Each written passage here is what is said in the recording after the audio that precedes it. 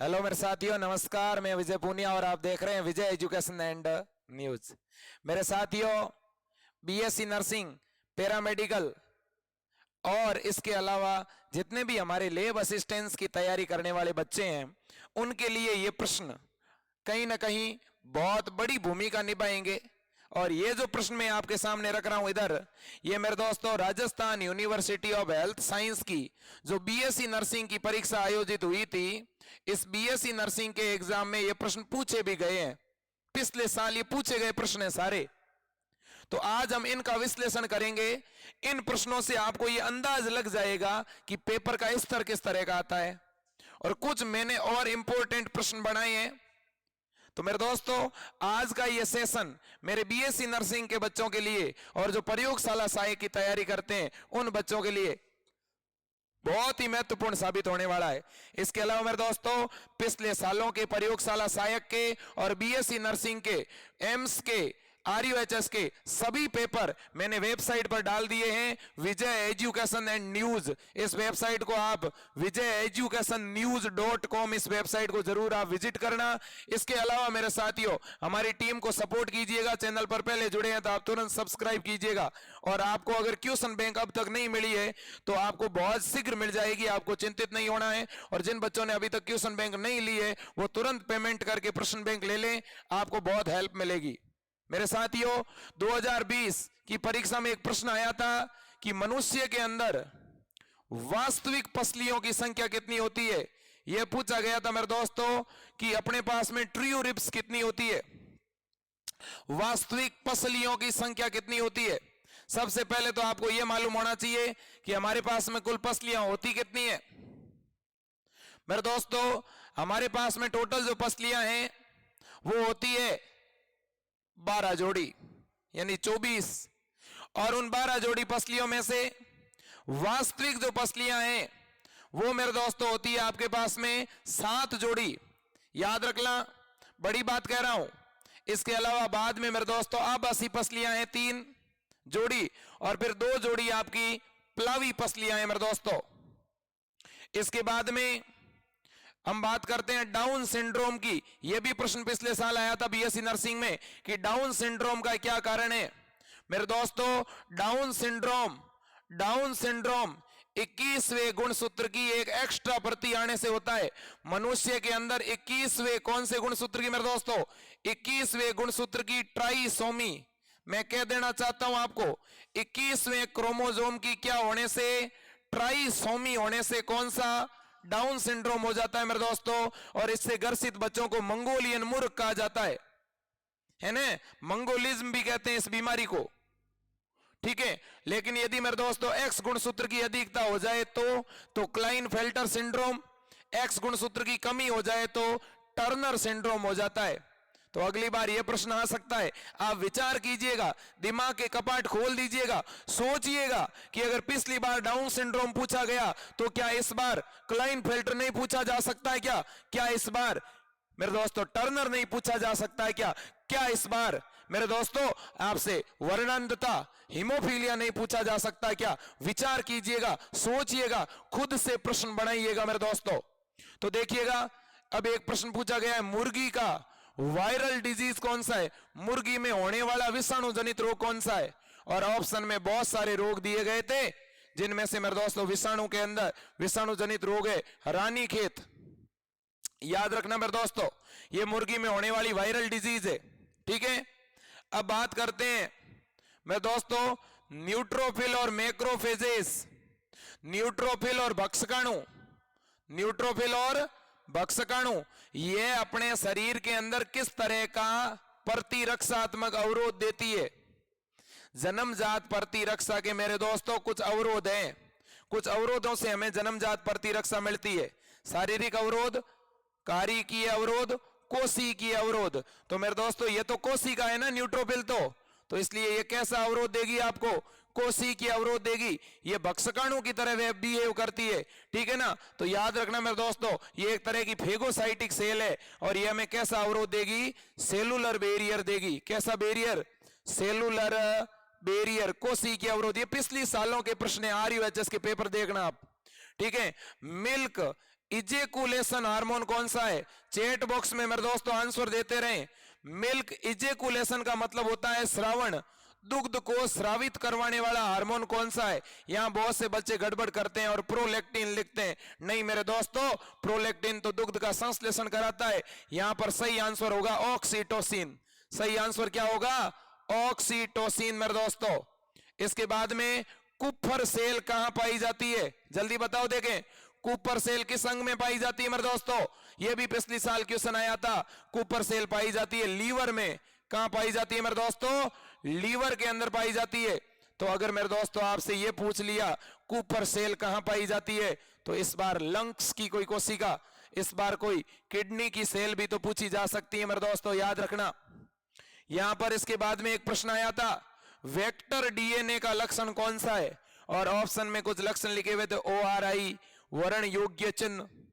तो वाहक डीएनए, जो डीएनए खंड को किसी परपोषी तक लेके जाता है, जैसे प्लाज्मिड हो गया, फेजमिड, कोसमिड हो गया, बैक्टीरियोफेज, ट्रांसपोजोन हो गया, ये सारे वेक्टर डीएनए, इनका क्या लक्षण है? तो आपका आंसर क्या होगा?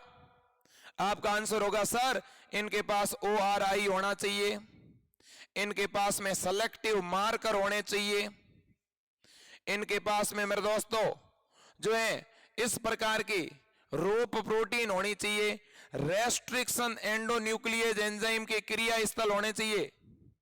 ठीक है, इसके बाद में रेस्ट्रिक्शन एंडोन्यूक्लियेज एंजाइम के द्वारा जब किसी डीएनए खंड को काटते हैं तो वो छोटे छोटे टुकड़ों में कट जाता है और फिर उन छोटे छोटे टुकड़ों को उनके आकार के अनुरूप अलग करने की विधि का नाम बताओ देखें। मैंने डीएनए के छोटे छोटे फ्रेगमेंट तो बना लिए, अब इन फ्रेगमेंट को उनके आकार के अनुरूप अगर मुझे अलग करना है तो कौन सी विधि काम में लेते हैं? Jail electrophoresis. सही है ना? इसके बाद में लास्ट क्वेश्चन देखो आप, देखो वह चक्र जो सभी पौधों में पाया जाता है। मेरे दोस्तों पादपों में आपने प्रकाश संश्लेषण पढ़ा होगा, प्रकाश संश्लेषण की डार्क रिएक्शन पढ़ी होगी। डार्क रिएक्शन के दौरान आपने एक चक्र पढ़ा है केम, एक पढ़ा है C3, एक पढ़ा है C4। बताओ इन तीनों में से वह कौन सा चक्र है जो सभी पौधों के अंदर देखने को मिलेगा? वो चक्र है मेरे दोस्तों C3। कौन सा चक्र है? C3। अब अपन बात करते हैं इन प्रश्नों की।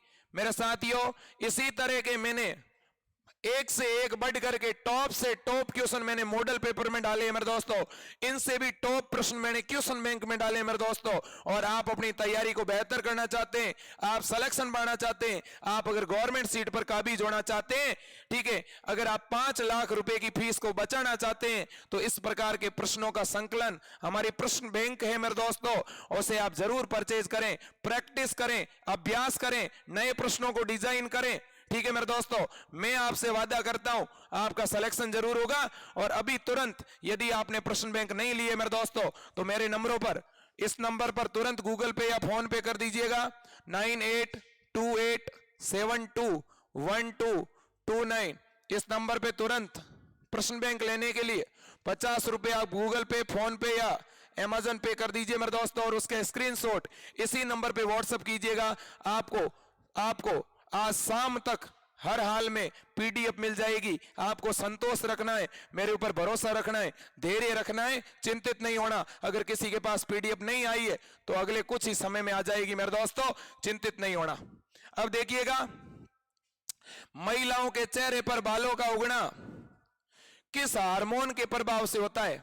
ये मैंने कल की क्लास में बताया था, लाइव क्लास में आकर के मैंने कहा था मेरे दोस्तों, एड्रिनल ग्रंथि का जो कॉर्टेक्स होता है, उस कॉर्टेक्स के अंदर मेरे दोस्तों एक रेटिक्युलरिस आवरण होता है जो सेक्स कोर्टिकोइड हार्मोन स्रावित करता है। मेरे दोस्तों लैंगिक हार्मोन पुरुषों के अंदर भी महिलाओं वाले हार्मोन स्रावित होते हैं। किसके द्वारा? एड्रिनल ग्रंथि के द्वारा। और महिला में पुरुषों वाले हार्मोन स्रावित होते हैं। तो कई बार क्या होता है, जो महिला के अंदर जो पुरुषों वाले हार्मोन है जो कि एड्रिनल कॉर्टेक्स ने स्रावित किए हैं, कई बार उन हार्मोनों के कारण, उन लैंगिक हार्मोनों के कारण महिला के चेहरे पर पुरुषों के समान बाल उगना शुरू हो जाते हैं। उस बीमारी का नाम क्या है? उस बीमारी का नाम है हिर्सुटिज्म या दीर्घलोपता। क्या कहते हैं मेरे दोस्तों? हिर्सोटिज्म या दीर्घ लोपता, याद रखना कभी भूलना मत, हिर्सुटिज्म। लेकिन मेरे दोस्तों इसका उल्टा हो तो पुरुषों में महिला की तरह लक्षण दिखाई दे तो उसे बोलते हैं गाइनेकोमेस्टिया। अगला प्रश्न देखो, किस रोग में व्यक्ति की त्वचा कांस्य कलर की हो जाती है, ब्रोंज कलर की हो जाती है? उस रोग का नाम है एडिसन का रोग, एडिसन का रोग। और ये मेरे दोस्तों जो एड्रिनल ग्रंथि के कॉर्टेक्स के हार्मोन के अल्प श्रावण से होता है। जीवन रक्षक हार्मोन कौन सी ग्रंथि स्रावित करती है? वो ग्रंथि भी मेरे दोस्तों एड्रिनल है, याद रखना आप। इसके बाद में सेक्सुअल बायोलॉजिकल ग्लैंड किसको कहते हैं? जल्दी बताओ देखें। लैंगिक जैविक घड़ी कौन सी ग्रंथि को कहते हैं मेरे दोस्तों? पीनियल को। कौन सी ग्रंथि को कहते हैं? पीनियल को सेक्सुअल बायोलॉजिकल ग्लैंड कहते हैं। जानते हो क्यों? क्योंकि मेरे दोस्तों पीनियल ग्रंथि मेलेटोनिन हार्मोन का स्रावण करती है। यह मेलेटोनिन हार्मोन हमारे शरीर के अंदर यौवनावस्था लाने वाला हार्मोन है, ठीक है ना, जनन उत्कों को परिपक्व करने वाला हार्मोन है, ठीक है। तो इसलिए मेरे दोस्तों इसे लैंगिक लक्षणों की बायोलॉजिकल क्लॉक कहा जाता है। अब बात करते हैं क्रेटिन्स की। क्रेटिन्स जो बच्चे होते हैं उन बच्चों का उत्पन्न होने का क्या कारण है? कोई बच्चा कब क्रेटिन्स कहलाएगा? जब मेरे दोस्तों उनमें थायराइड ग्रंथि का जो थायरोक्सिन हार्मोन है, कौन सा हार्मोन मेरे दोस्तों? थायरोक्सिन हार्मोन जो है उसकी क्या हो जाए मेरे दोस्तों? अल्प श्रावण हो जाए, कमी हो जाए, तो फिर वो बच्चे किस तरह के रह जाएंगे मेरे दोस्तों? बोने रह जाएंगे। और इस तरह के बच्चों को हम क्रेटिन्स कहते हैं और इस बीमारी को क्रिटिनिज्म कहते हैं। इसके बाद में इंटरमीडियन हार्मोन कौन सा है? मेलेनोसाइट स्टिमुलेटिंग हार्मोन को क्या कहते हैं? इंटरमीडियन हार्मोन कहते हैं मेरे दोस्तों, याद रखना। और यह पार्स इंटरमीडिया के द्वारा स्रावित होता है। किसके द्वारा? पार्स इंटरमीडिया यानी पीयूष ग्रंथि की जो मध्य पाली है मेरे दोस्तों, उससे यह स्रावित होता है। आंसर देते रहे मेरे साथ ही साथ। वयस्क अवस्था के अंदर वर्दी हार्मोन का अल्प श्रावण होने से कौन सी बीमारी होती है? जल्दी बताओ देखें, कौन सी बीमारी होगी अगर वयस्क अवस्था में वर्दी हार्मोन का कम श्रावण हुआ? तो व्यक्ति के उत्तक नष्ट होना शुरू हो जाते हैं मेरे दोस्तों। और उस बीमारी को हम क्या कहते हैं मेरे दोस्तों? उस बीमारी को हम कहते हैं सिमंड का रोग। क्या कहते हैं मेरे दोस्तों? सिमंड का रोग, याद रखना। इसके बाद में वयस्क अवस्था में अगर अति श्रावण हो जाए तो क्या होगा? चैट बॉक्स में कमेंट करके बताओ देखें। इसके बाद में प्रसव के दौरान प्यूबिस सिम्फाइसिस, प्रसव के दौरान प्यूबिस सिम्फाइसिस को ढीला करने वाला हार्मोन कौन सा है? प्यूबिस सिम्फाइसिस, प्यूबिस बोन की जो अस्थि होती है ना, वो जुड़ी होती है एक प्यूबिस सिम्फाइसिस द्वारा। उस जोड़ को शिथिल करने वाला हार्मोन कौन सा है मेरे दोस्तों? तो याद रखना, उस जोड़ को जो शिथिल करता है उस हार्मोन का नाम है रिलैक्सिन। क्या नाम है मेरे दोस्तों? रिलैक्सिन, याद रखना। कौन सा हार्मोन? रिलैक्सिन हार्मोन मेरे दोस्तों।